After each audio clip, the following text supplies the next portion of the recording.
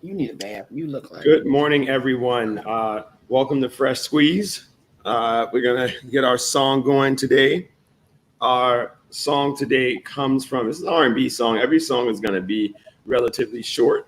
The name of this artist is Brandon Banks, and the name of the song is Balance.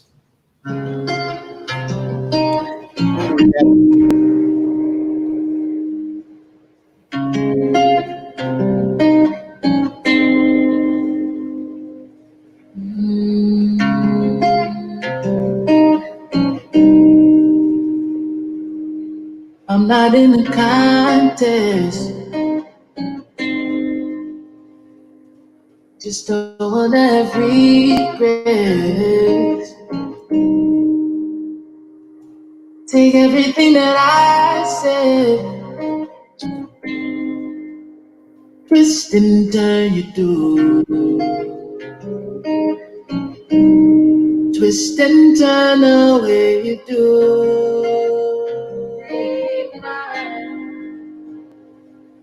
You say you got a free mind, but you gon' live a free life. Wishing we could rewind. Time going for no man, no.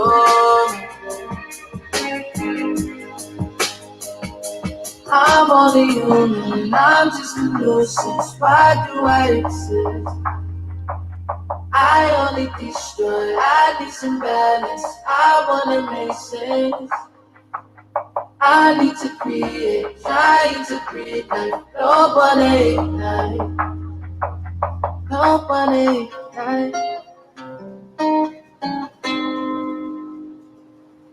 I need a peace of mind. Find ways to give me a piece of their mind. Late to the afterlife. Slave to the voices you left behind.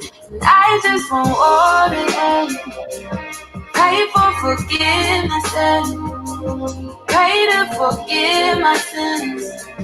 Hope to be free again today. So turn to life, lost a life again. Roll the dice, hope it all will end. Sheltering a world that's caving in on you.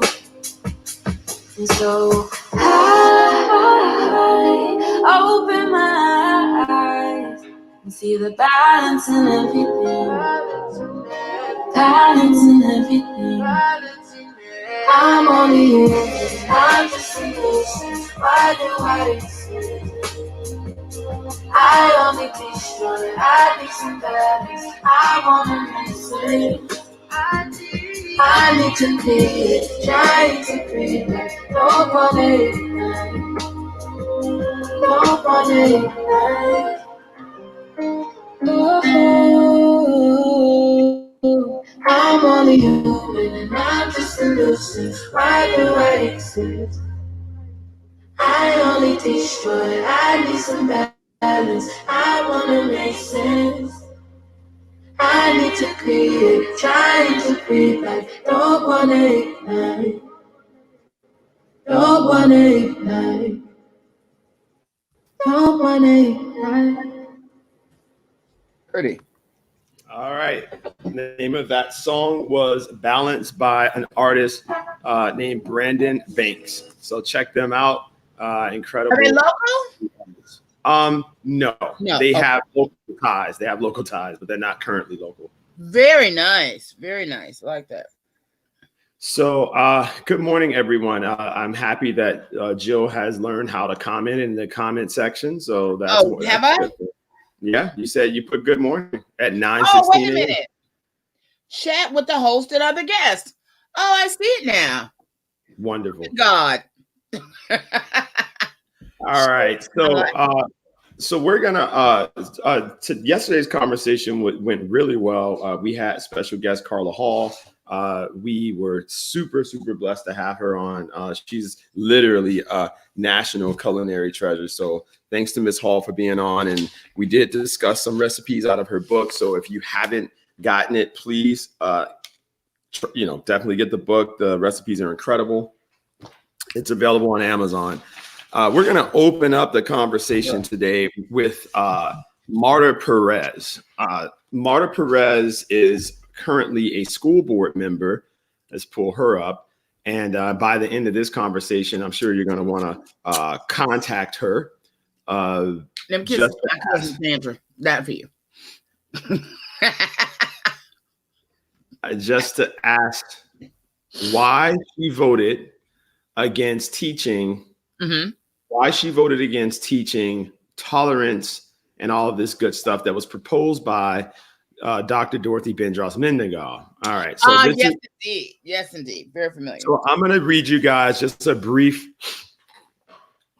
brief background over who this woman is and why we have an issue.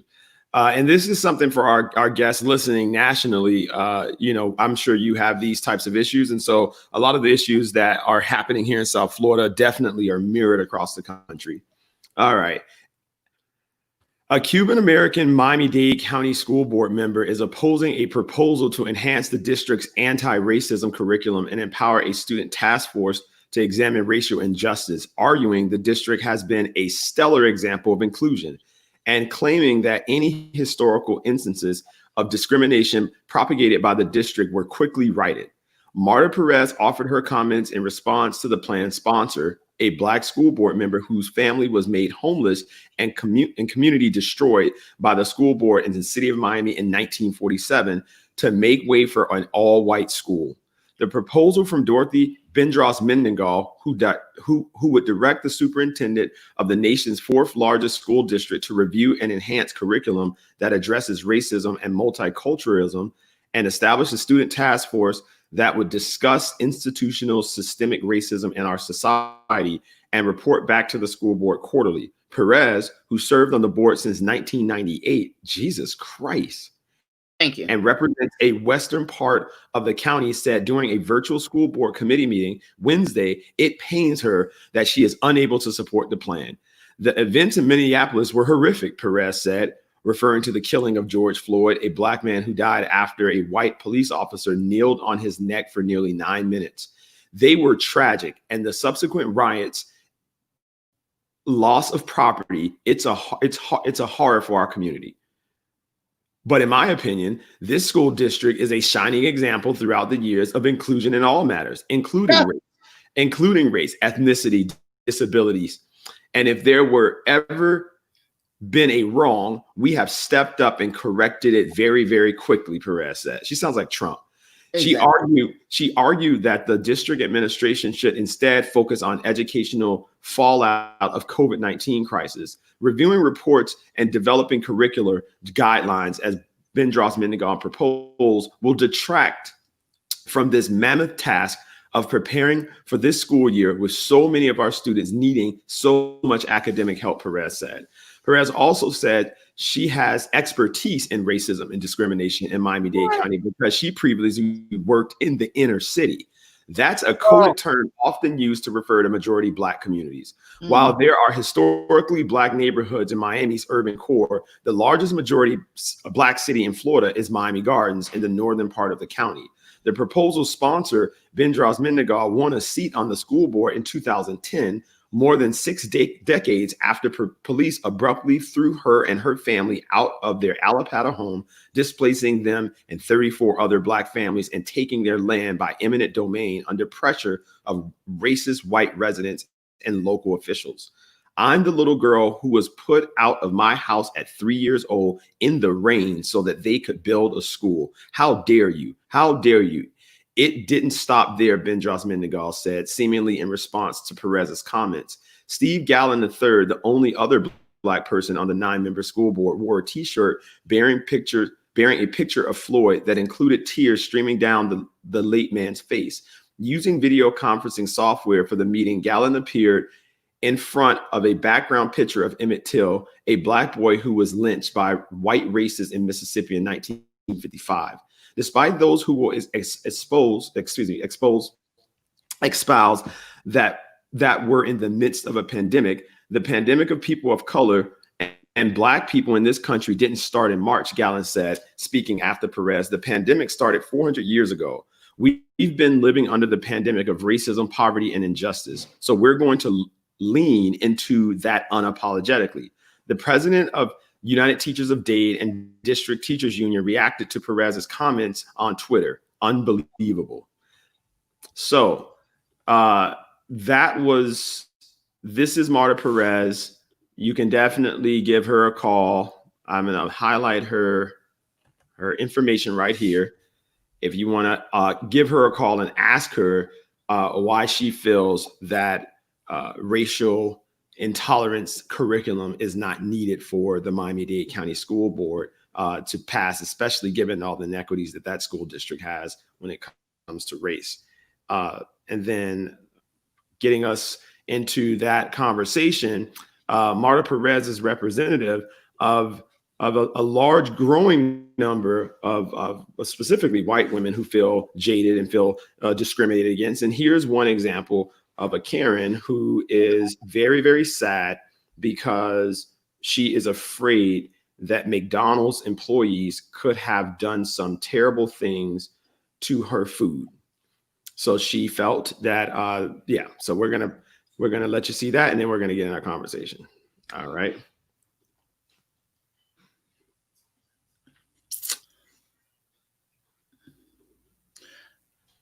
My cousin Sandra said it's too early for you. No, I wore this head wrap for this Ancient Mama scarf for Star X this morning. Yeah, we're gonna get into that with Joe. All right, so this is the white woman police officer who whose tears taste just like Cinnamon Toast Crunch. Come to McDonald's at Love's on the Fort Avenue exit, and I waited in line to get my food. I had already done my mobile order so that people don't pay for my stuff, because I just always like to pay for my stuff. Oh God, that's so crazy, paying for your food. I'm on my way home from work. When I pull up to the window, they hand me my receipt. So I go to the second window to get my food, and I'm waiting, and I'm waiting, and I'm waiting. And so the girl comes to the window and asks me what my order was. I repeat my order and my coffee order, and they asked me to pull up because my food's not ready. It's an English muffin meal with a hash brown and coffee. And I mean, I hadn't eaten since probably I've been up for a very long time, but I haven't eaten in a while, so I was kind of hungry. And I'm still waiting, and I'm still waiting. And Don't do it. So I pull it forward, and a girl comes out with my coffee, and just the coffee. And she hands it to me, and I have my window down. And that's all she hands me is the coffee. So I told her, I said, don't bother with the food, because right now I'm too nervous to take it. It doesn't matter how many hours I've been up. It doesn't matter what I've done for anyone. Right now I'm too nervous to take a meal from McDonald's. You fucking serious? Because I can't be made. I don't know what's going on with people nowadays. Stop. Shh, both of y'all shut up. Princess and Lola. What did I say? Princess, get down. Jesus. Are we frozen? Because I don't hear thank you enough anymore. I don't hear thank you enough anymore. Is that Come on, Jill?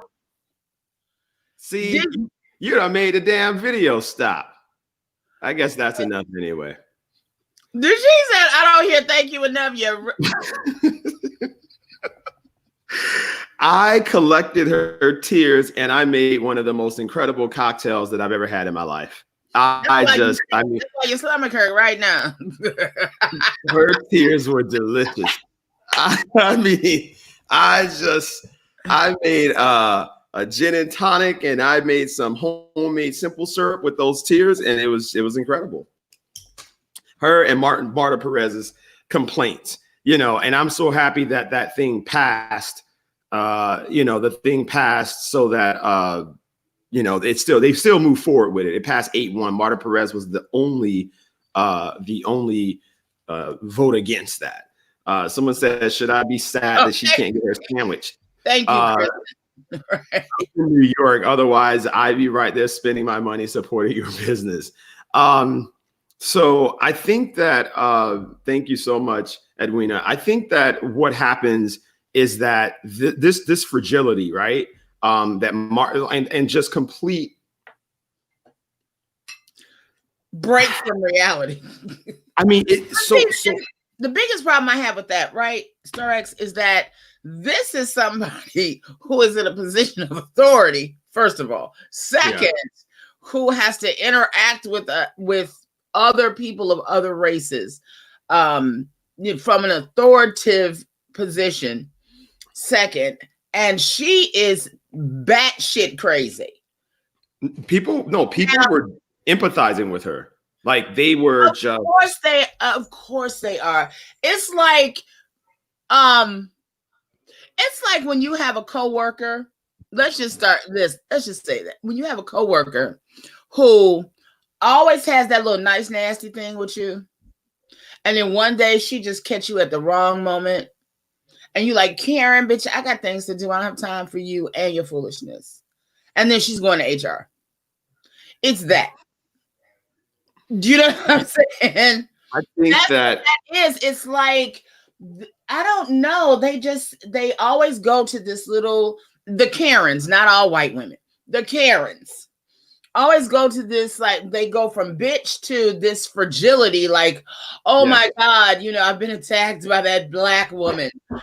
From 0 to 60. And I don't even want to understand what that is. That is just, to me, again, I go back to the statistic from the Black Women's World Health Association that the average black woman walks around with the mental stress of a white woman in a mental institution. Yeah.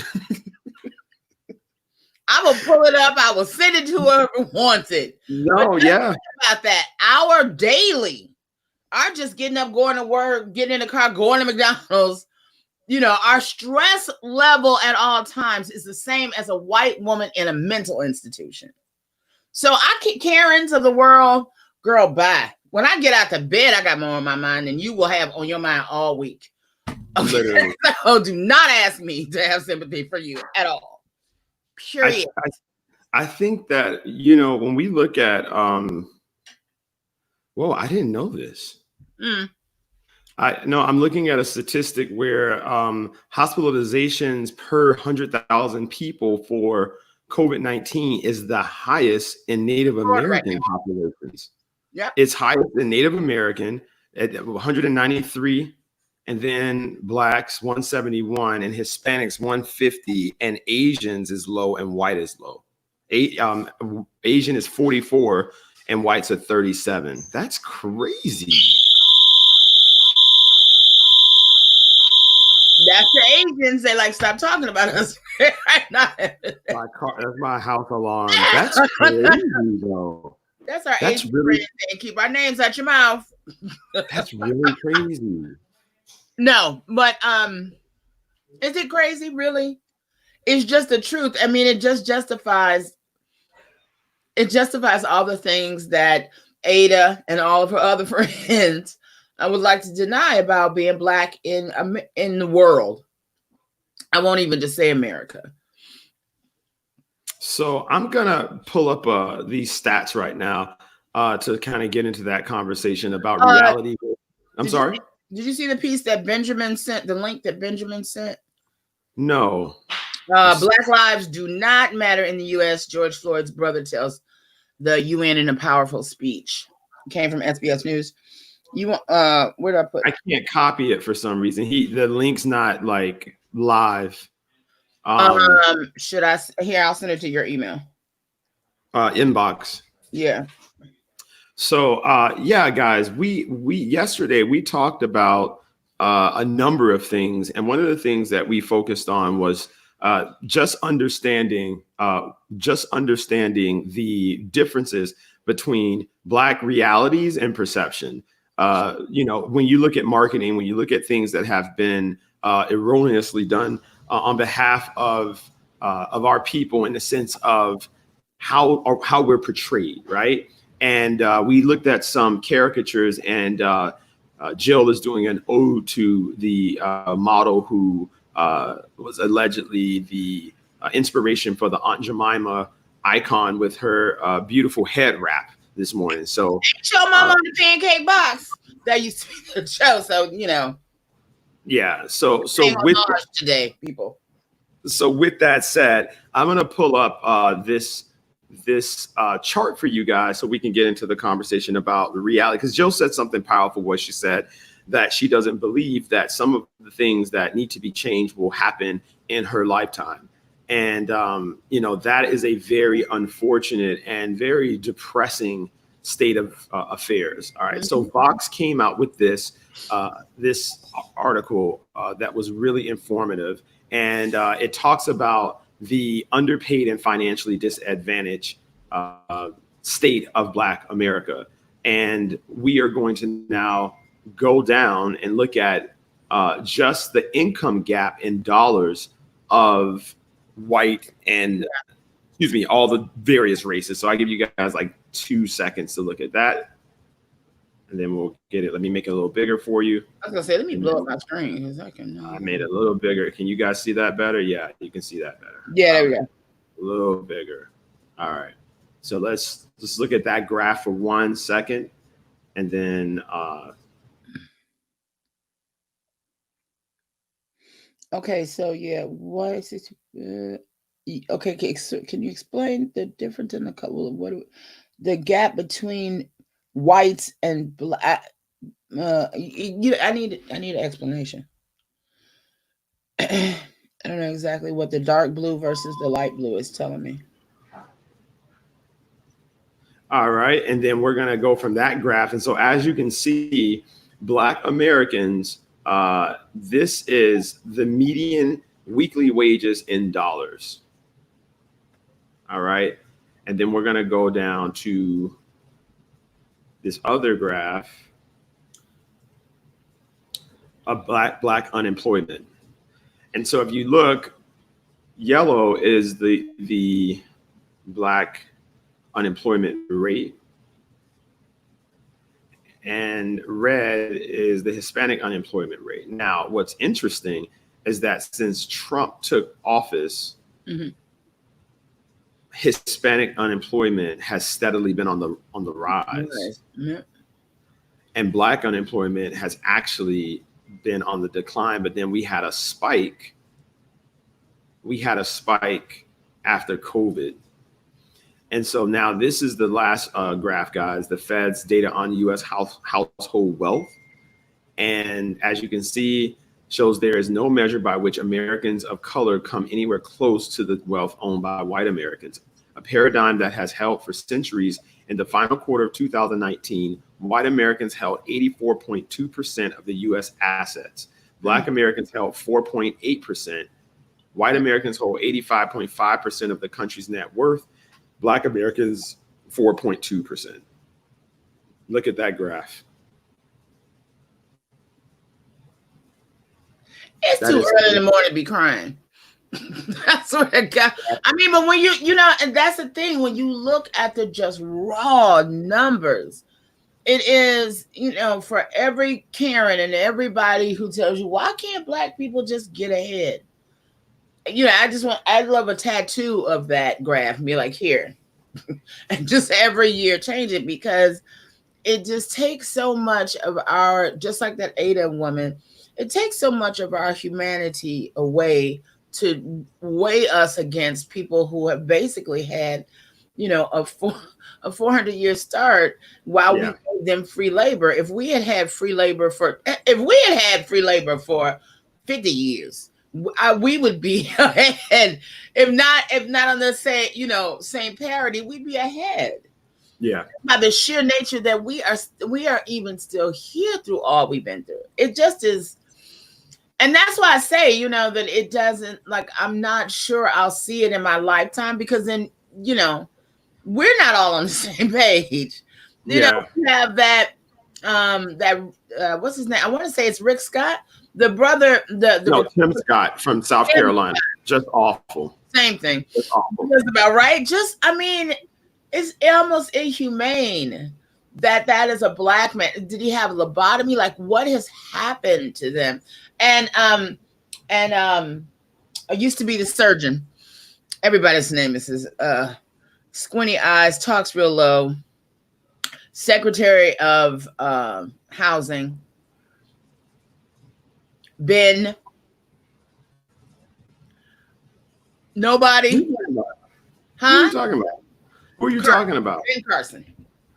Oh. It I mean, you know, I just don't know how someone can be that disconnected. All right, so go ahead. I'm gonna give you anniversary. Thank you, Ladybug 77. I'm gonna give you guys. So Tim Scott is a senator from South Carolina from the Senate, and Jill was optimistic yesterday about the Senate's bill on police brutality. And I let her know, I said, Jill, I have no idea why you're optimistic, given the fact that Mitch McConnell is the Senate Majority Leader. I mean, my God, he's just Trump's literally heart, like not right hand, he's Trump's heart. And I want you guys to listen to Tim Scott get emotional when people rejected his Sambo ass bill. So this is crazy. Like this. I mean, sometimes I feel that we're living in an alternative universe. Yeah, I was hopeful, but I was dismayed, truly. So this is Tim Scott. His tears. He literally started crying. His tears, along with that white woman's tears. Together, that's probably going to make one of the best lemonades you ever have. So let's go to Tim Scott getting emotional when his Sambo bill was talked badly about. Walked into Mother Emanuel Church. It should have caught fire.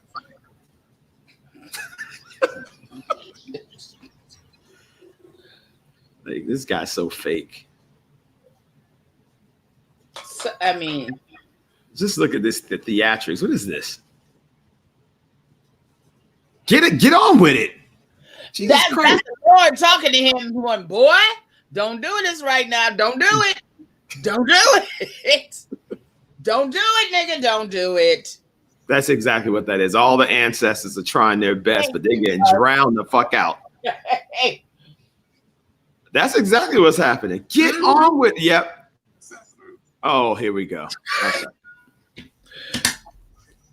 I'm selling them my people for this house. I'm doing it. No, God, I'm doing it.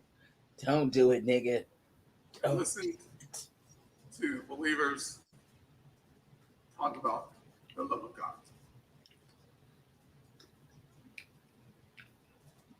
And at the end of that Bible study,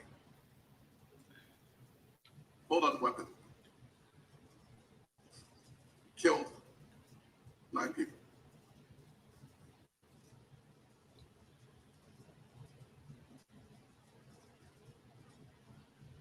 So for me, and so many South Carolinians, I'm going to hell for this. I know it. I know it, God, but I'll have a yacht. I think that on this day, as we try to make sure that fewer people lose confidence in this nation, to have the senator from Illinois refer to this process, this bill, this opportunity to restore hope and confidence and trust from the American people, from African Americans, from communities of color, to call this a token process hurts my soul for my country. God, I can't.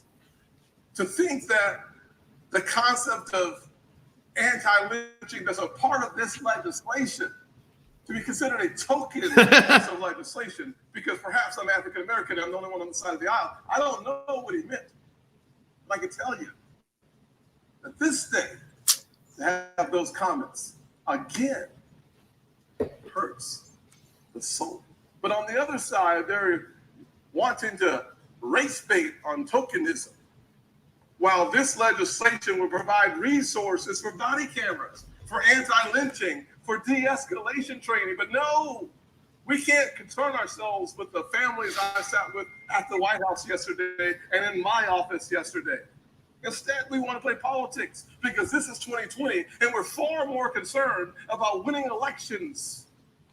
Is he We're having a talking about conversation on reform in this country. What the fuck is he talking we'd rather about? have a conversation about tearing this country apart, making it a binary choice between law enforcement and communities of color, instead of working for the American people, bringing the reforms to the table so that we have a chance to balance this nation and direct her towards due north.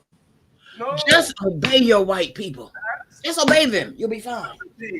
5 years later. He should just catch fire and explode. It's just ridiculous. That was Senator Tim Scott. Only 3 black senators in the entire Congress of the United States, which is him, Cory Booker, and Kamala Harris. Kamala. And that's what we're working with. That's and it. that guy, what'd you say? I said, that's it. That's all we got. That's all we got. And that is our black senator, Tim fucking Scott. I mean, Jill, it's so upsetting because black leadership is at an all-time low in Congress, right? And so my thing is that when this happens, what are we doing nationally on a local level, right?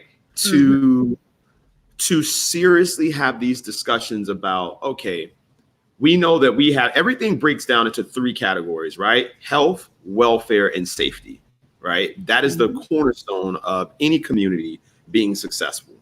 And within that, right? Within that, you have branches that deals with the granular level of issues on a micro level, right? So on the macro level, that's the federal government. They should be handling those things on a federal level. Now on a local level, because I hear people all the time that say, don't worry about the national elections, the big issues happen locally, and that you should focus more on local elections. Right. All right. And so my thing is that I that falls on a deaf ear, especially in South Florida, because I don't think anyone truly takes our local elections as serious as they should, nor do they participate in what's happening in our local elections or what's happening with our local policies, right? So with that said, what would you say has been our biggest success of 2019 when it comes to black leadership and a report card on policies that were progressive and impactful for the black community? What would you say for 2019 would be some policy that you can point at on a local level or on a national level that has been championed by our black leadership that's made an impact in our lives?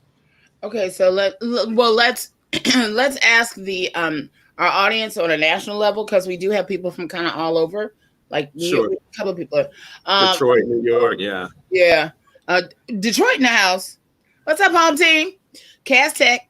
19 on a local level, babe. I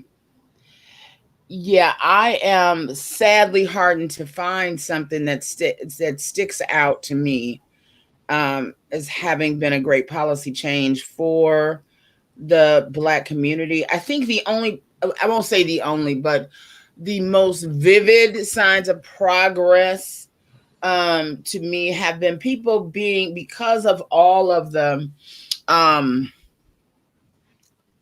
redlining, for lack of a better word, and for all of the changes in the urban core.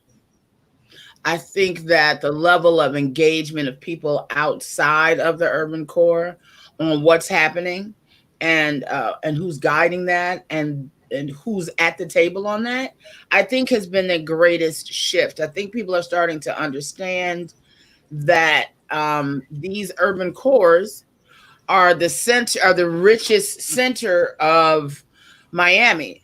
That's, you know, I mean, like Liberty City won't flood. We are, you know, we are living on the richest ground, let's say, in Miami, and the fight is on. James T always likes to say, once they start paving the roads, you're too late. Yeah. And I offer you all to just pay attention to that. All of these spaces where we, you know, live, that you are running to get out of, to get to Miramar. Well, Miramar we won't put in the equation, but to Pembroke Pines and Southwest Ranches and all of those kind of places. You know, I offer you to just ride around the hood in Miami and in Fort Lauderdale. Because that's where our opportunities lie. And those are going to be the richest pieces of land there are. And I think that that shift, those who have kind of focused in that area, that are bringing others along, that shift is the greatest thing that I think has happened. And however, we are still at the tables where deals are being made, where the community at large is not being, is not at the advantage. So I would offer those who are at the table, first, do no harm. So if you are not going to tell the truth of the story of what's happening at the tables that you sit at, that you will at least be buying property with people of color that look like you, that you are at least making deals based on all of these, you know, machinations of first-time home buyers programs, etc. That at least it will be in some Black and brown hands, and a lot of that property can at least stay with us, because that is going to be the greatest growth financially for Black people. Any hope of us getting to 10 off of that 4% is going to come from land ownership. Yeah. Yeah. So I think that one of the things that are, you know, ideas and discussions that we should be having around economic progression for our communities is in manufacturing. A lot of our businesses do not manufacture products, and we are attempting to identify. Like, I found one dairy farmer in Vermont, one Black dairy farmer in Vermont, that he owns his own cows, he owns his own farm, he produces milk, he produces ice cream. And so we were actually in the conversation to try and figure out how we can work with him, because dairy farmers, it's only 2% of the nation's dairy farmers are Black. And I mean, that's just completely dismal. And so we want to know what are the barriers for us getting into the manufacturing industries, and identifying those barriers and presenting those barriers that are government connected to our governments for some traction and for some movement. We are starting on a small level here in South Florida, an initiative with a recent PhD graduate, Dr. Lamar Burton, who received his degree in electrical engineering and his master's in agricultural science. He is going to be leading an initiative to teach at-risk kids urbanized farming and herbal growing. Dope. And so we are going to, we're proposing a proposal to the city of Miami Gardens for some of their unused plots of land that are too small to build houses, to turn them into urbanized gardens. So like, if you're suspended from school, rather than going to CSI or staying home, you go through this extension program and learn urbanized farming techniques. And that way, once you graduate, you can literally turn those plots into small economic engines, hoping with the idea that eventually you can get a larger piece of land and start sourcing your products to restaurants and supermarkets as a part of all these initiatives. And so what we're going to do, Joe, is we're going to collapse all of the opportunities, because there's so many opportunities that are coming out now from companies, private sector companies, attempting to have some form of consciousness, right? So they've put up a number of things that they're working on. And so I wanted to share what some institutions have done in case you have family or know someone who could benefit from this. So a bunch of Black economists put these things together. And if you guys don't follow, I would definitely contact and follow the Sadie Collective. And the Sadie Collective is a representation. SADIE? Yes, Sadie Collective. It is a collective of Black women economists, and they do an incredible job with informing us of what's happening on an economic level and how we can participate more abundantly in the economic system here in the United States. And so right now, these are what some organizations have committed to. The University of Minnesota, the institution will be scaling back ties with the Minnesota Police Department, who is responsible for the death of George Floyd. They actually canceled their contract. And so they're looking for a Black security firm to work with in providing safety for their students. So if you know of any Black security firms, that would be something that you guys should definitely look into. YouTube released a statement of concern and donated $1 million in support of efforts to address social justice. So I would go on YouTube site, and remember, the $1 million is usually donated to the urban leagues and the bigger organizations. And so you emailing those organizations and finding out how you can participate and possibly receive support for your business or your idea can be routed through there. So if you see a large donation going to some of the institutional Black civic organizations, then definitely reach out. Also, you have the National Economic Association. The organization released a statement which condemned the disproportionate use of lethal force on Black people in a way that was not just filled with platitudes, but with a denunciation of injustice, maltreatment, and racism is not only policing, but in the economic and social structures of the U.S. as a whole. As the future of the economics profession, we are demanding that institutions such as the American Economic Association, Federal Reserve System, and the National Bureau of Economic Research commit to the following to begin addressing the racial inequities experienced by Black people. These are all of the demands that the National Economic Policy Institute made to the federal government, along with other institutions on Black economics. So I think this is super important for us to hear and to know what's being actually asked for on our behalf. So many times people will say, "Oh, like we don't have an agenda," right? And that's so false, right? We have agendas, and it's just that when we talk about our agendas, it gets boring, right? You get this like so now. And that's something that I wanted to also ask you as well, Joe. And so I'm going to read this so folks can know what is being asked. Why is it that when it comes to us not being Sharptonites, right?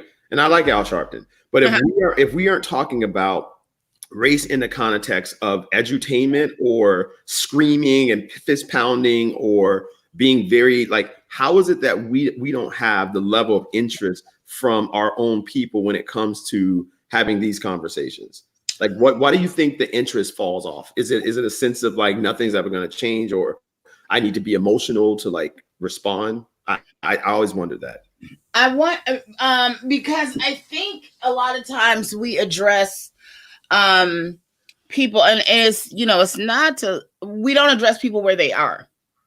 We kind of talk about the big picture and how you can fit in it, as opposed to, for instance, just like, that resonated with me the first time James said that to me about paving the roads. Now I know, like, wow, okay, so if I'm in that space and I have a few girlfriends that are like, we need to just like create a collective and, find our friends that are, that are realtors, all the things that we would need to be able to manage property.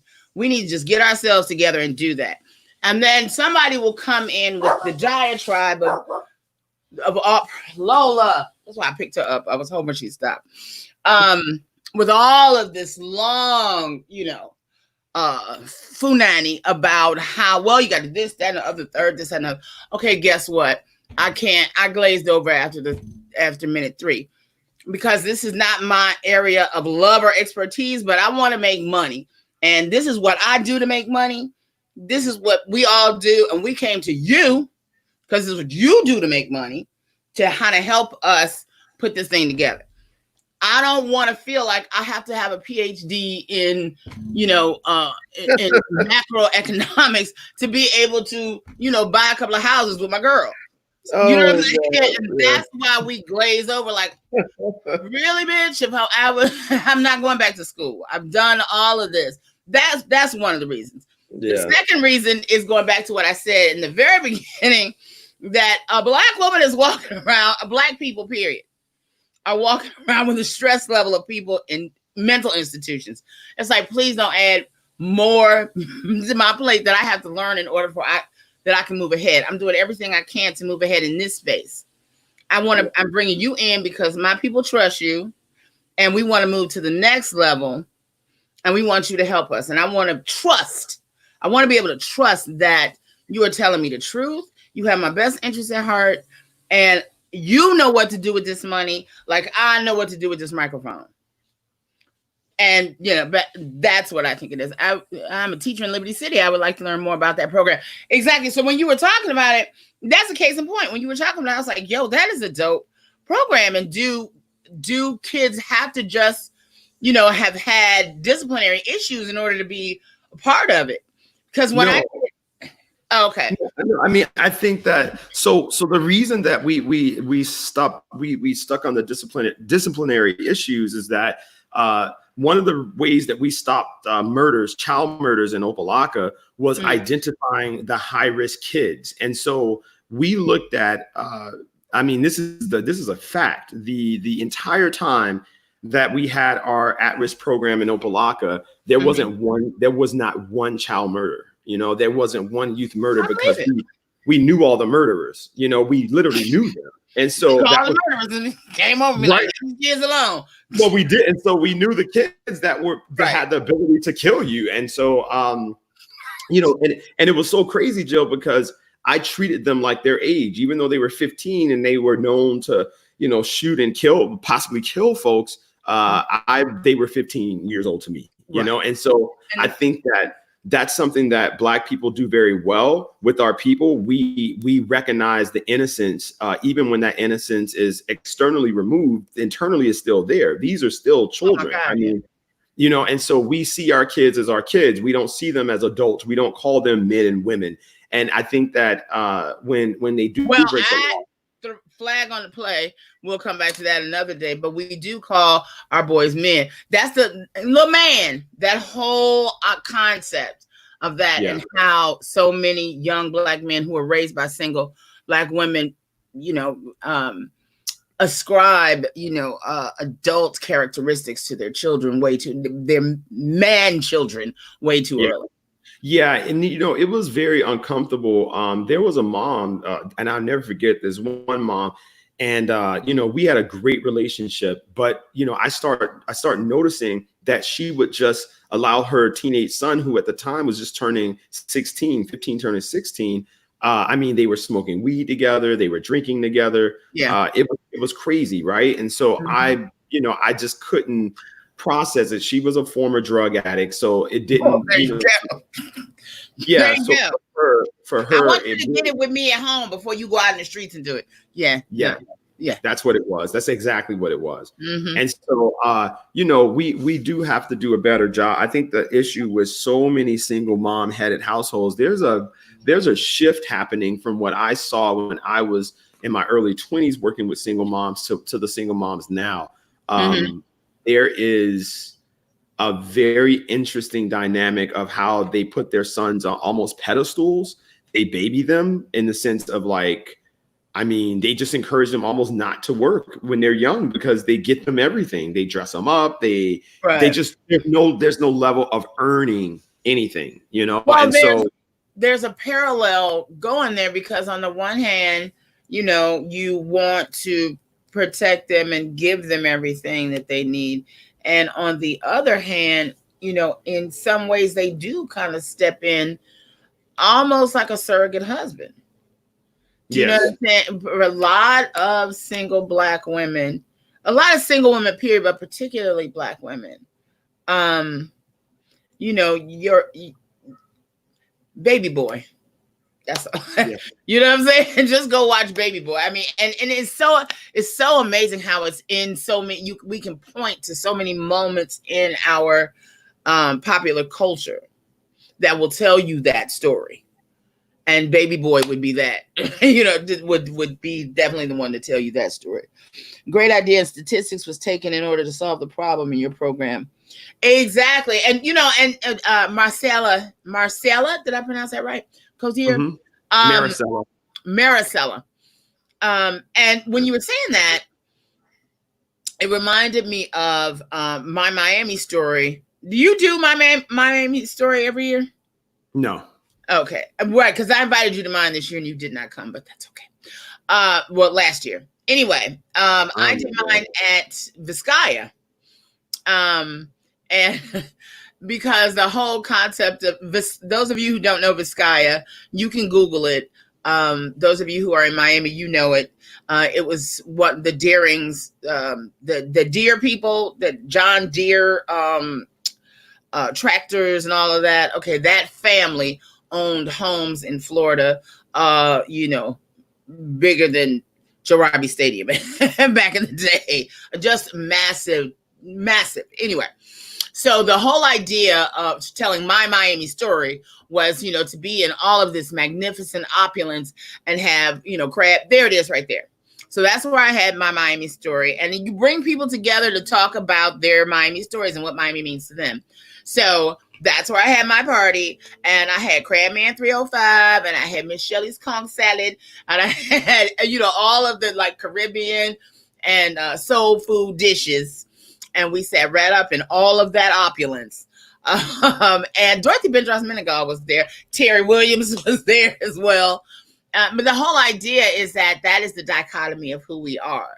You know, we have, we may have, you know, what is it? Champagne taste on Budweiser budgets. But as if we see it, if we're exposed to it, we can be it, and we do become it in so many instances. But when we were doing that, one of the brothers that was there, shouts out to Optical City, 2 brothers that own a wonderful optical shop. I met them because they give away glasses to kids in America and in Jamaica who can't afford them when they start the school year, and they have teachers at school identify the kids that they know are having trouble reading. Anyway. So he stood up and he talked about just what you were saying. He and a couple of his friends were a part of an organization that teaches kids horticulture. And, you know, so he was in heaven in Vizcaya because the grounds are just amazing. And they got the idea for exactly what you're saying. He got in trouble when he was a kid and they made them, you know, garden, for lack of a better word. And because they weren't like planting flowers and stuff, but they learned horticulture and all of these. And when he said it, the whole room kind of went, wow, because the point is exposing kids to careers that they would have never thought of and they would never be vetted for. Yeah. You know what I'm saying? That's the horticulturist at Vizcaya then chimed in, and he's worked there all of his life. And he literally can just, you know what I'm saying, do that job. Those kinds of jobs build generational wealth, you know, because like you said, you can take that. Then you can go into starting farm shares or whatever. Then you bring your kids in, and those kind of things you can grow. So I guess my question, you answered the question, and I wanted folks to chime in on that. Given the fact that our economy, what do you guys think are ways to invigorate our economy, innovative ways that maybe we're not looking at? I do think that starting at the source, when you grow manufacturing, when you grow the ability to manufacture, it just opens up such an incredible possibility of scaling, right? Scaling that potential business to the level where hiring becomes a massive practice within that industry. Because, when you look at, so like people will see like Mayweather and LCJZ and they'll see, you know, all these big entertainers or whatnot that constantly talk about economics, but then when you look at their payrolls, maybe not as much as Mayweather, but when you look at their payrolls, there's very few Black employees. There are very few Black employees, and there are very few Black contractors, right? So when you see this, how then are these people even beneficial to Black America? And I think that's sort of where my commentary was on portions of One United, and it wasn't in any way to diminish the bank and what they've done. I'm sure it's an incredible institution, but we have to be able to judge the worth of these institutions in relation to what it does for our people and how it impacts our people. So the idea today, we're going to Ronnie's Burgers over in South Beach on Lincoln Road, which is a Black-owned burger spot that I never knew was there. And I found out, Jill, that not only is Ronnie's Burgers a Black-owned burger spot, he comes from a family that's been making burgers since the 1940s, that's had a restaurant in Harlem, and this is just an extension of that. So they have this anchor burger spot in Martha's Vineyard, and all the Black who's who that vacations in Martha's Vineyard goes to Ronnie's Burger. It's like so Miami Beach makes sense because they also then come to Miami Beach. There you go. Yeah. And so unfortunately, he found that Miami Beach, unfortunately, is so cut off from Black people here that there's no sustainability. A lot of people, they have no idea nationally. They have no idea how racist and cut off and disconnected our town is. Yeah. And that's not Florida in general. And it's interesting too that, but then that goes to our connectivity too, right? So before Ronnie opened a brick and mortar building on Miami Beach, as for a restaurant, who didn't tap him on the shoulder and be like, yo, it's this man, the hungry Black man down there. You should check him out. They didn't have, just on the name alone, be like, that's somebody down there that's probably a good resource for me because I'm about to go down there and open a restaurant. You know what I'm saying? Right? And those are the kind of things that, I don't know how we massage people to start, understanding that would have been the first thing that came to my mind. Even if I didn't know you, but I knew who you were. Yeah. You know what I'm saying? It's like if I'm going someplace I don't know, just like Slutty Vegan. Mm-hmm. She called, I guess they were friends in Atlanta, but when she started doing a tour with her food truck, she hooked up with Peter. And then they called us. See? This is what I'm saying. Yeah. That is, how do we grow that ecosystem? How do we make, and I don't want to say make, but how do we share that in a way that people, understand? When you go to the city, you need to hook up with X, Y, and Z because they'll look out for you. Yeah. That's what we used to do. That was the Green Book. I keep going back to the Green Book. Well, I think that the Green Book should be more, digital, right? Like people, I think the disconnection, that's what I was talking about. The disconnection of our people is so staggering, and we're so small. Like, it's so funny, right? Like, we're super disconnected. And then when you find these people doing amazing things and you talk to them, you find out that you're two degrees of separation from them. Like this happens all the time. I would look for like a doctor, and I found a dermatologist finally, and I'm talking to him. He knows my mom's best friend's daughter. Like, Exactly. Okay, so wait a minute before I lose this train of thought. So with that in mind, right? Yeah. What happened with Southern Spice? Okay, so So the chef, for those of you background, Southern Spice was an incredible boutique restaurant in Hollywood. Yeah. And it was delicious. It really was. They had a unique chicken and waffles where he used fresh cracked pepper. He had these, he just tricked out soul food classics. Just very, very talented guy. And he made these delicious, what are those French desserts called? Jesus Christ. Macaroons. He made these delicious macaroons. So anyway, I covered them, and they, people loved them. And they were the Yolanda, I believe her name was was a former firefighter who both of them partnered are with- firefighters, right? Yeah. And that was his son. That was his Right. son. Yeah. Malcolm Pruitt was his son. Anyway, when they closed, you know, it was really abrupt. It was very abrupt, and I know that she was initially they were looking to go to the city of Miami, and they were supposed to be working out something with the CRA there, but I think that fell through, and I think Malcolm went back into the corporate world, and I think Yolanda told me she's attempting to do something soon, but they were out of the building either because Hollywood was doing some sort of renovations and that the rent was going to be crazy, or it was something tied to the physical space. It wasn't anything related to the earnings of the business, or It was just the physical space was the issue. And I know that there's another Black-owned restaurant going in Hollywood, and there's a Black young lady there now, and she has like this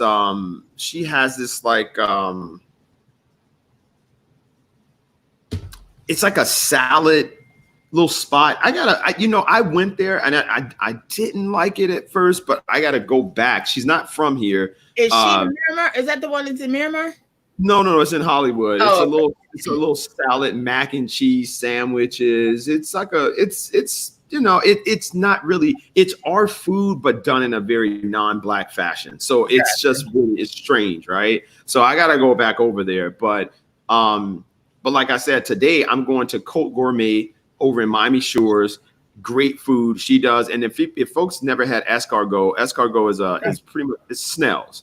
And but the way that Chef Amina makes these snails are just amazing. And so I'm also going to be looking this week. I got back with just doing reviews on good food, but I think I'm going to focus on brunch and breakfast next week, because a lot of Black folks don't know where to go for brunch and breakfast. We continue to go to, Cracker Barrel and, there's so many Black people in Cracker Barrel. I saw, what's his name? The quarterback, the young kid that plays for Minnesota. He lives back there. That is probably, just a function of that was the closest place.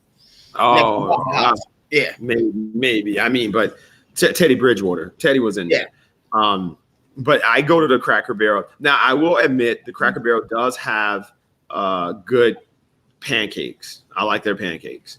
But that's it. That's the only thing I like there. But they have good now, I'll say this as well. If they have the right Black chef or cook back there, that shit's amazing. And I think that that's happened to me several times where it was a Black woman, hilarious, and she came from the back and she was like, "Oh, I know who." She knew who the Hungry Black Man brand was, and so she was like, "Try this fried chicken," and she like did her own shit to it. So it was incredible.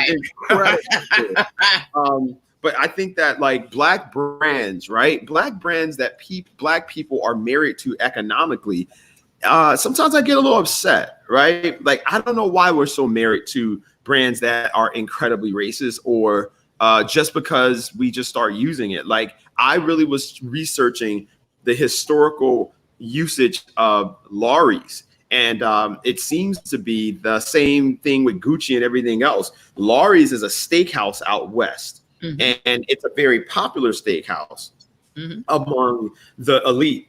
And so when they came up with the seasoning, it was again a way to tap into luxury without having to afford to go to Lawry's. And so it was this big move of like Black folks buying this seasoning because somehow it gave the impression that you were able to cook elevated steak or elevated food in that manner, and it just kind of morphed. I'm desperately trying to find why we are addicted to lemon pepper seasoning.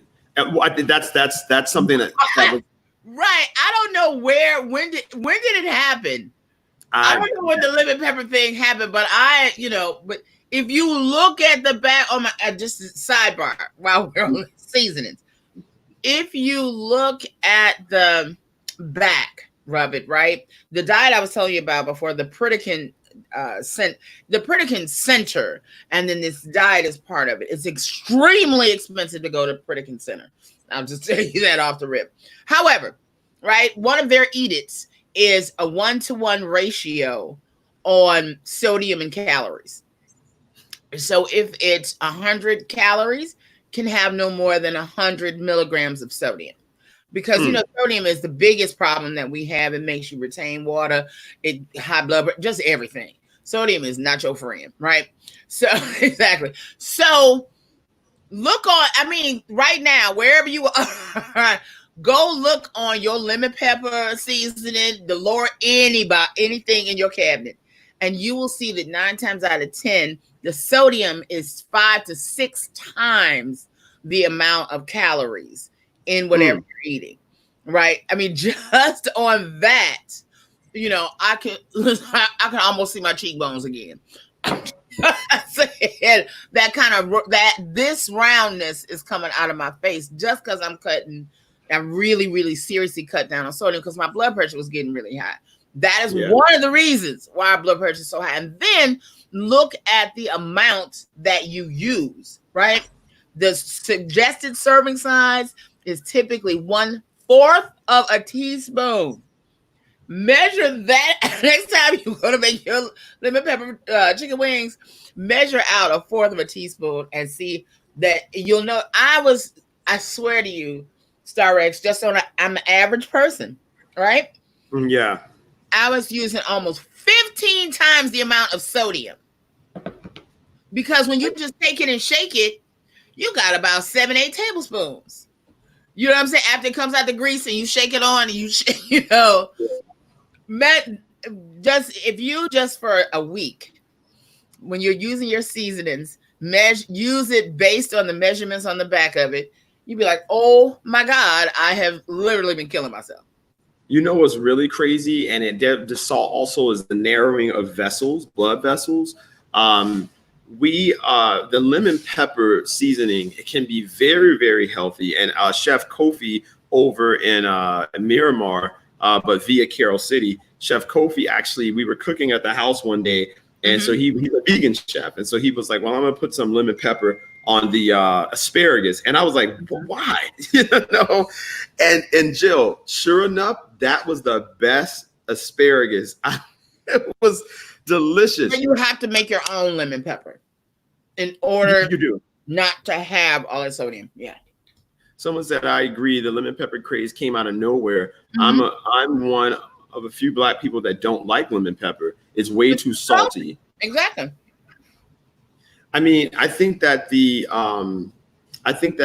what we're trying to do now, which one you like better?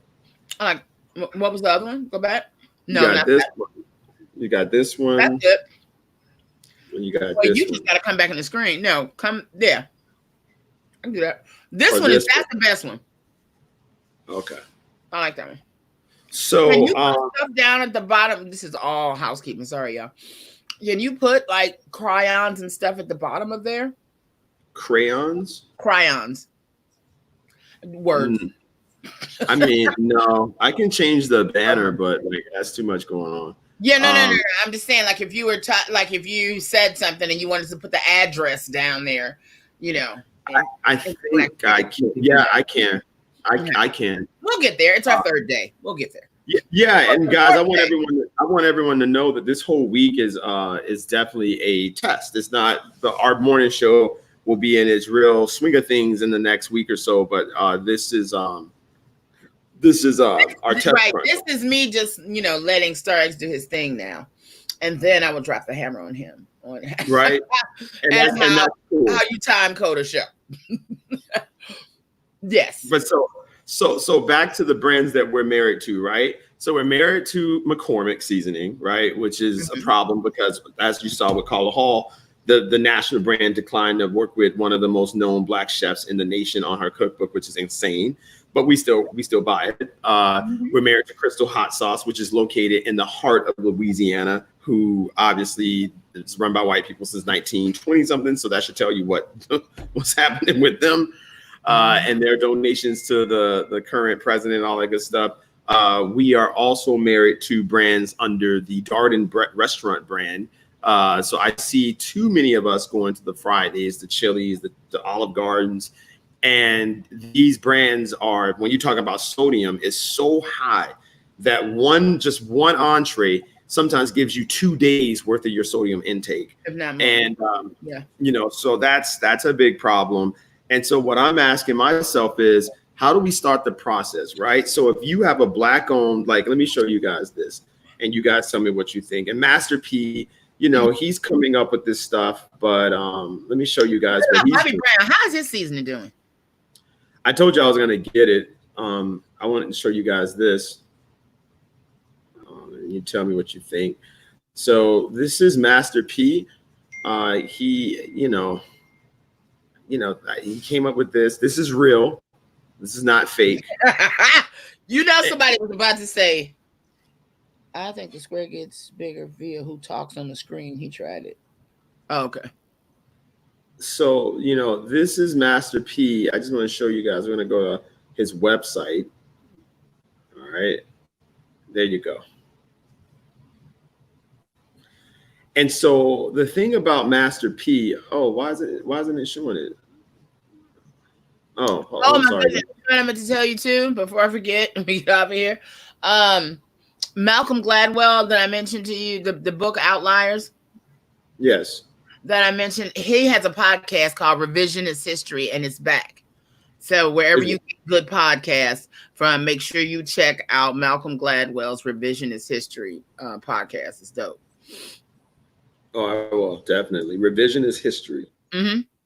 All right. So let me show you guys Master P's his new rice. So he also has a number of other food products. But let me show you his. Let me move my screen down a little bit. There you guys go. Okay. So that's Master P's white rice. I wish we could see the back of the box. You say what? I said, I wish we could see the back of the box. I can't understand why anybody would buy pre-parboiled rice or pre-prepared rice. How lazy are you that you cannot cook rice? You know what I'm saying? Just the preservative that he has to put in that's going to take the sodium over what you should have in a day right there. And speaking of sodium, let's look at his other food product. And this is spanning into the conversation that we're going to have about how Master P is looking at simple solutions of things that we buy, even if it's not as healthy as it should be, but finding ways to, keep the money within the race. And so I love what he's doing, but this is his. No. Yeah, don't get me wrong. I'm not saying that. That's delicious. I know about noodles. I grew up on noodles. Now I created my own brand. It's nothing like this. See this? The Icon brand. Chicken and gumbo. Real New Orleans. Okay, I would try that. I used to go, now I'm going, delicious. If you ain't eating wrap noodles, then you shouldn't be eating noodles. Because this is the best of the best. Damn. This is such a dilemma. Hold on. Those other noodles have nothing on us. We wrap noodles. We the King Kong of noodles.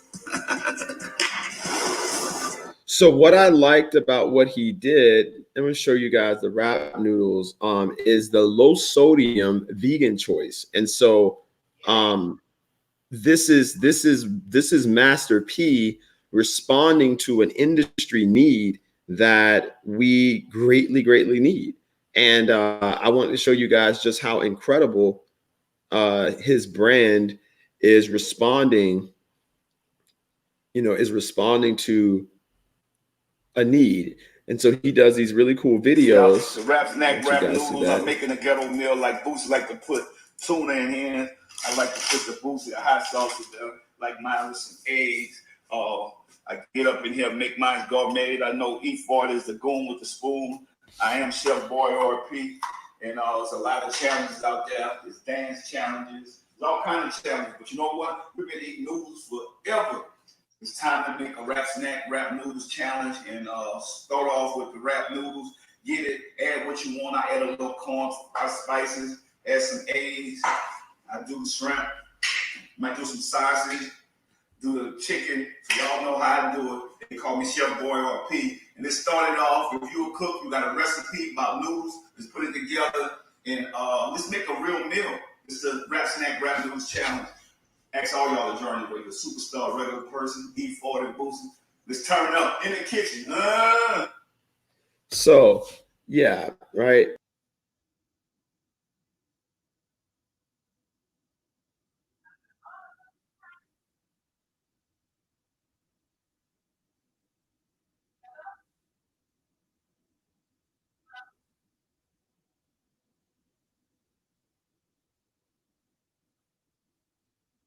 Yeah. Did you freeze up?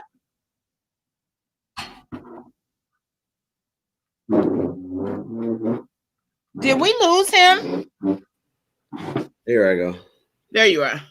All right. A lot of people use freeze up. Okay, so what? Right. Well, I took the moment to go to my kitchen and share with you.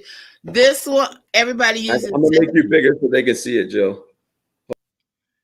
And we gotta call. Right, we got like 1 minute. We gotta call Mychal Watts, amazing photographer out of New York, who has done some beautiful work over the. Is this? I gotta get my directions together. Anyway, okay, everybody knows that song, right? Because we all use it. It is no calories whatsoever. However, it is 90 milligrams of salt. This is actually one of the better ones. I was in the aisle, I swear to you, for an hour trying to find something that was similar to this. Let me go this way. Y'all know what it is. Similar to this, but not as much sodium, right? The noodles that he was just talking about, this is like one of my personal favorites. I love them. However, first of all, this little tiny package is 400 calories, right? And it is 1,400 milligrams of sodium. And this is something that you would just like eat at your desk, you know what I'm saying, or whatever, just to get you through until you get to the rest of your food. This is one of the things that I'm substituting all of that for, right? Can you see it? I just wonder why people do this when they're trying to show you something, but let's just go with that. Anyway, it's Jane's Crazy Mixed Up Sesame Seasoning. It is 0 calories and 0 sodium. So you can shake this on until you get the flavor that you want. A lot of times once you start switching over, it's hard to find something that's going to give you the richness of flavor. That is why you use that other stuff. But it's no sodium and no calories, so you can pour in as much as you want. So, and this one, sometimes you can find this in Publix, etc. But I know they have it at Delaware Chicken Farms. They sell several of these. And this, do you ever use this Star X? Can you see it, Nori? It is seaweed and sesame seed. There we go. Seaweed and sesame seeds. As you see, I have quite done a job on this one. This also has a lot of this is like 15 calories and 400 milligrams of sodium. It's a lot. So, but a little pinch will do you. I put it on tuna and deviled eggs. It's really rice seasoning. Asians, and not as much if you go to an Asian restaurant, but a lot of Asian people use this to put on rice, but you can put this on everything. And they also they sell this at Trader Joe's as well. So everybody don't wait till you get high blood pressure. Start thinking about that. And so would you agree?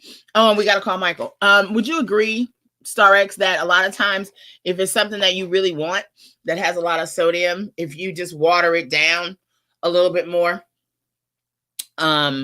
you can kill some of that, so you add more sodium to it, so it's not as bad. We can't hear you.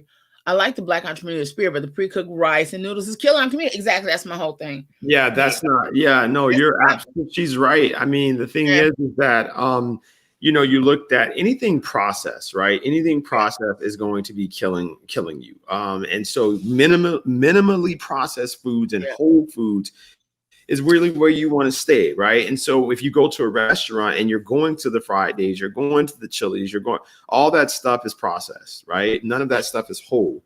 So if you spend the extra money, and believe it or not, going to Black-owned restaurants, even when they cook unhealthy, is still better than going to Chili's and Fridays. Simply because of the amount of sodium that's in the food. You might go to, now, I will say this, most of our Black-owned takeout spots, stay away from that juice and that lemonade. That stuff is that you are getting over, in many instances, 175. Listen to the numbers of how high the sugar is in that. 175 milligrams of sugar. If you get that large cup that they get, 175 milligrams of sugar in that. And just to give you some idea of what that looks like, a can of ginger ale is 58 milligrams of sugar, right? 58 milligrams of sugar. So that's equivalent to drinking 3 cans of ginger ale. Yeah. And when you drink that. And would you offer, we talked about this yesterday with Carla about, the sugar substitutes. Monk fruit really is one that's pretty good. And you just have to, I don't know, I think at a certain, if you're over 100 pounds overweight, like I am, and I'm, I got to like jumpstart, reduce a bunch of, then I had to kind of go to the chemicals to kind of, because I needed to reduce the calorie count like tremendously quickly. Yeah. And that's the only way I know how to do it outside of surgery, and I'm not doing it. But I also find, right, that if you do sparkling water and you make simple syrup and you just do like a tablespoon of simple syrup,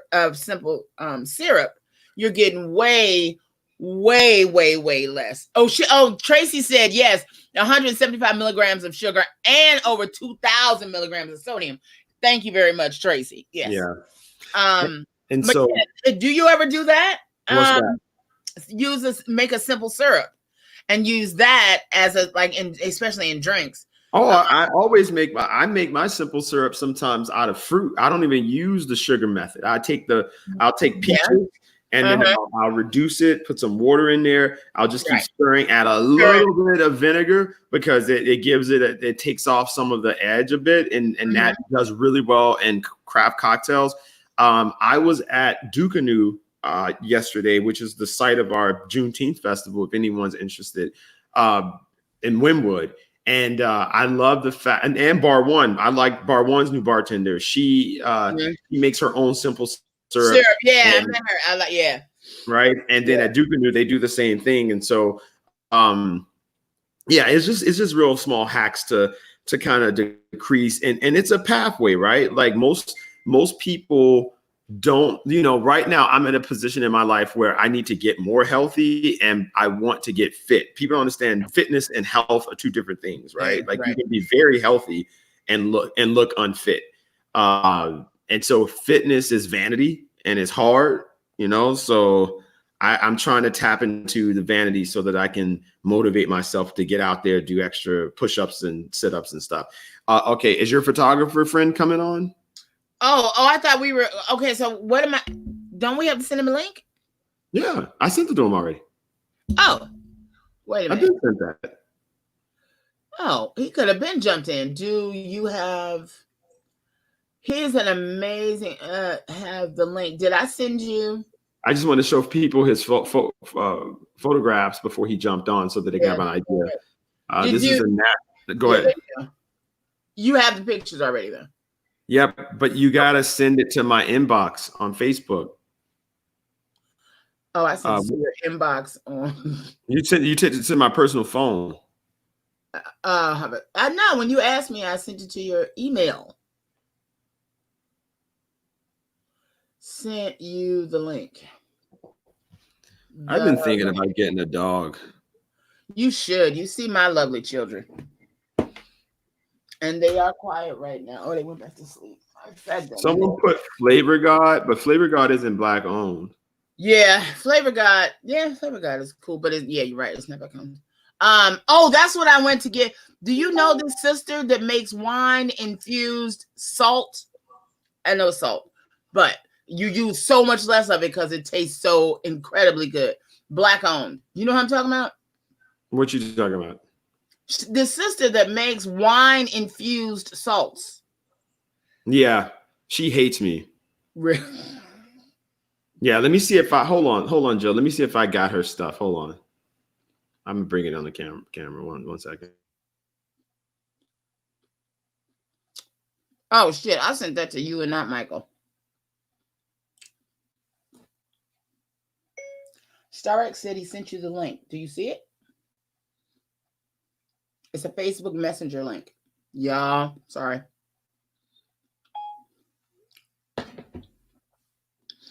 And so I'm eating my breakfast and talking to y'all with Starx because when I leave you at 11 today, I have to jump out because I teach in the summer and everything is viral now, which actually is kind of cool. I do a course called Rites of Passage with Urgent Inc., which is a wonderful program here in South Florida. And I have 8th and 9th grade girls from 11 to 12. And then I have the faces, film arts. What does this see? I forget. Culture and something else. But that's my like digital kids and media kids. And I do them from 1 to 3. And so we have, they have 2 different programs going on this year. One, my girls, I'm having them do something on, the woman I want to be. Yeah, that's it. So I'm going to show you guys this girl. Yeah, she hates me. I didn't do anything to her, but her products are amazing. Hold on, let me make Jill small. Okay. So this is called Rated M. I don't know if she's still in business. And that's probably what happened. I was supposed to review her and write a review. And what happened was that was very early in the brand. And we were super early in the brand. I mean, I had been around maybe a month. And I want to say I lost the photos and I couldn't track her. It was just crazy. So I never dropped the article. And she sent the email. She was really very upset. So I apologized to her and I'm sorry, but this brand is incredible. She makes the best thing that she had was the salmon rub. But it wasn't for salmon. It was just a brown sugar rub. It was incredible. This is another Black-owned seasoning that I order and I'm going to have him on the show. Actually, this is a Black brand and it's over 120 years old. It's crazy old. And so this is just delicious rub. This is another rub. As you can see, I've used mainly all of it. There's Riley's from Chicago is amazing. So definitely check out Riley's. This is the best rub for salmon you can find. It's a coffee rub from Old Arthur's, the same gentleman from Chicago. Now, this was from Tulsa, Oklahoma. When I went to the Black Wall Street tour, I bumped into this gentleman. It's salt-free, and it's incredible on vegetables. So what I do, I put a little bit of sea salt with that, and it's great. I got so many Black-owned seasonings. It's ridiculous. I can show them to you all day. And that's the thing. So you just have to, this My Black Pantry is going to make it easy for everybody to just shop Black. So, Is that Michael? No, he hasn't clicked the link yet. I just sent it to him again. You sent it on Facebook Messenger. I sent what? Said it again. Where did you send in the link? His email you sent me. Oh, okay. Well, the link was to Facebook Messenger or? No, he just has to click the link on his email. Okay. Well, I hit him back and said, let me see.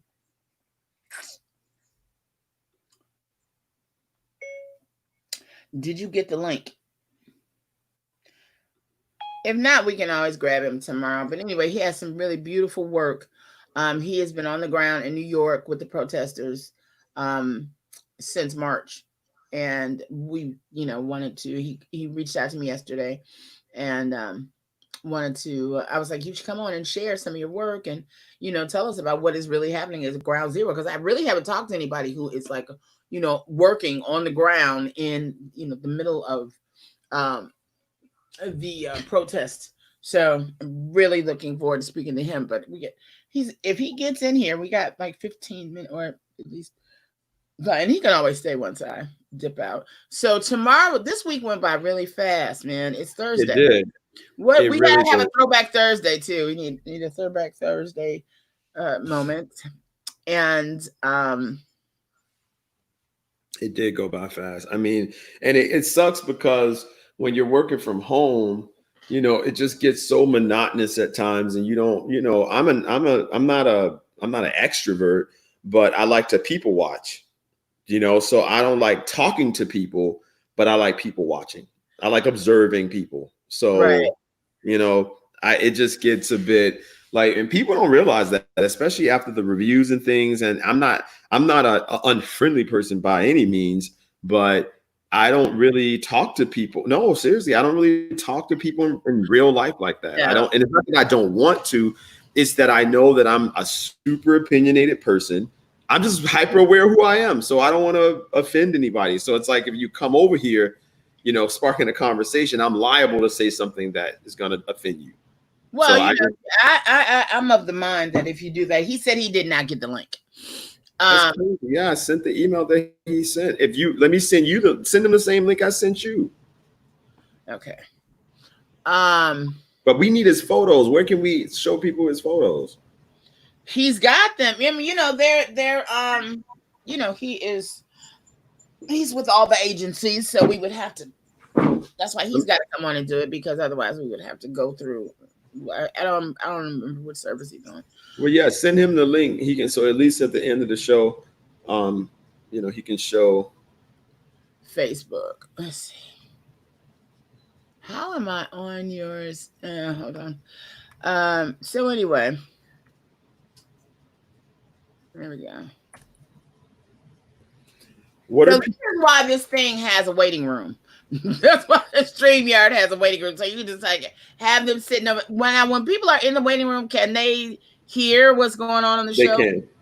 Oh, okay. So now we've learned something new. We also need to have people stacked sitting in the waiting room, waiting to come live. That way we don't have to go through this, and have people waiting to see them. Anyway, we did not talk about the charges against the cops in the shooting in Atlanta, and the cops that have stopped going to work yesterday. What is that about? The charges. Yeah. I thought that their edict was first do no harm. Clearly we were wrong. And I don't know what that's about. You don't know what them protesting, being charged is about? Yeah. No, I don't know what those cops that are saying they're not going to work, or what the fuck? These people are just the worst. Like, because this guy was charged for a murder he committed, you're mad? Right. Like, let that sit in for a minute. And then the fact that they were so horrible to what they did. Damn it. Oh, someone said the wine infused salt again. Uh-huh. It's called rated M cooking salt, but it's wine. It's amazing. Like, it is really great. So this is the cooking salt, right? But the real application of her salt. So this cooking salt is raspberry blush, wine infused, right? This one's for cooking. Now the other salts are really for cocktails. So they're cocktail salts. And then she has a brown sugar rub that is just amazing on salmon. It transforms that salmon. I mean, it really, really does. And I think that I'm probably going to do a cooking demonstration tomorrow on some of these Black-owned seasonings because, that's exactly what I'm going to do tomorrow. Maybe I'll have Chef Lo come on. It's Friday. That's our demo day anyway. So we're going to make a meal tomorrow. Who is Chef Lo? Okay, so So right, we listen. We had what was that? Iron Chef. You have a chef. I'll have a chef. Or no, we should both cook. Me and you? Yeah, you cook at your place, and I'll cook something in my house. Okay. I mean, I'm gonna be real simple. It's just gonna be like grilled asparagus, salmon, and sweet potato for breakfast. I'm just saying. I'm trying to send this man this. Oh shit! I mean, I'm down. I'm but asparagus. I do a mean. Oh shit! No, Jill. You didn't specify whether or not it's supposed to be for breakfast or not. I could do some asparagus and some scrimps.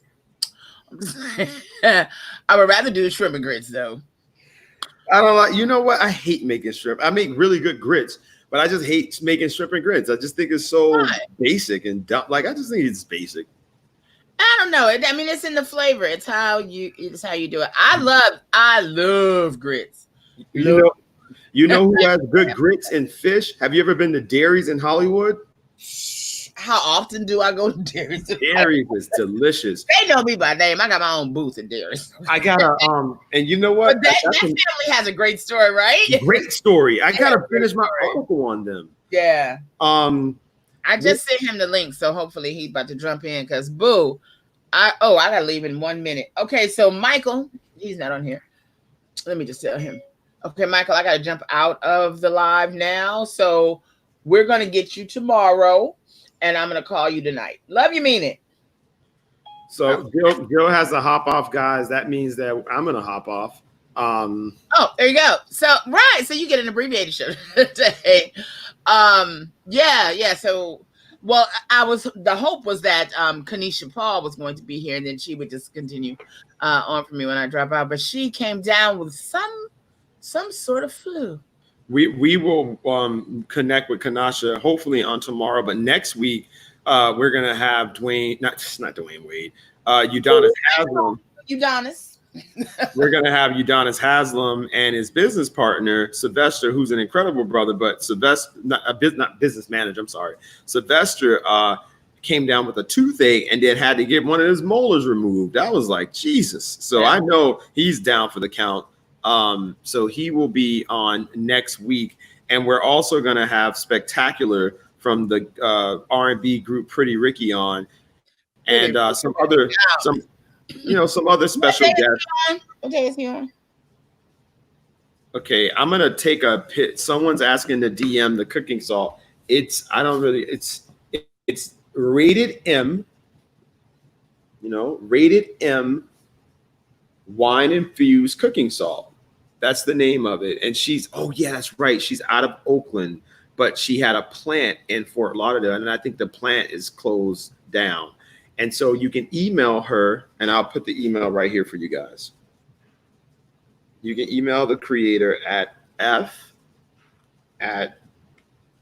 rated M WINE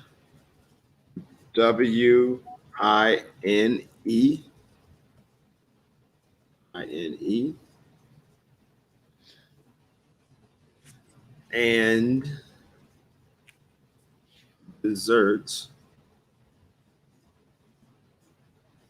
Fuck is that? At rated M wines.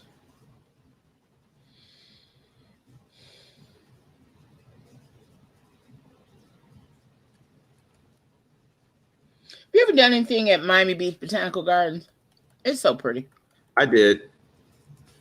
I did. No one came though. Really? Yeah, I had. I don't like this. I don't like when I got to figure out how to stop that. Like when I send a message, it sends it from all of our platforms. That was me responding. Yeah, I noticed that yesterday. It's like. So if you want to respond, Jill, just put it. You would have to put it in the private chat, and then I'll paste it. Okay, and also everybody, it is Thursday, so the Fresh Market has their chickens for $5. Really? Oh yeah, the rosemary garlic and the lemon chicken. They're $5 on Thursdays. Oh wait, it's already cooked. Oh yeah. Oh, I thought you meant actual chickens. Like No, have you never had the rotisserie? it's too much. It's too much sodium. Not the rosemary and garlic. No. No, I mean the lemon is a little. Although you can tell that it's fresh lemon, it's probably heavy on sodium. But that rosemary and garlic, yeah, $5. It's perfectly roasted. It's try it. I'll try it today. You know what has really nasty rotisserie chicken? Costco. Oh God, no. That chicken tastes so bad. It tastes like plastic coated.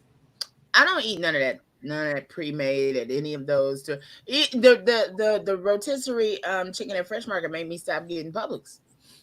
Publix isn't bad. It's a bit. Bad, but it ain't got nothing on that Fresh Market. Oh, I'm sorry. Someone from California asked, what time does the show start? I'm watching from California. 6 o'clock her time. 6 a.m. Right, because we start at 9. So we, Nikki, we start at 9 Eastern and we go till we run out of shit to talk about. No. I mean, the first couple of we just talked till, it's like, okay, we got to get out of here. But we are destined to make it 9 to 11. So, and that's what I'm about to do now. So, Star X, as always, love you, mean it. And to everybody who joined us, thank you so much. Do you have the like button or share button if you're watching on YouTube? Is it on your YouTube too, or on your Facebook Live? No, just on my Facebook Live, and it's on your YouTube. And yeah. So make sure you go by and like it and subscribe, and all of that. I'm confused at the rage. He had a taser. I know we didn't get a chance to get to that. We're gonna get to that tomorrow. We wanted to. We really, the show was a bit off today. We had some guests, abruptly cancel out, so we had to improvise for you guys. They got political flu. So with that said, we'll see you guys tomorrow at 9. Love you, mean it. Bye.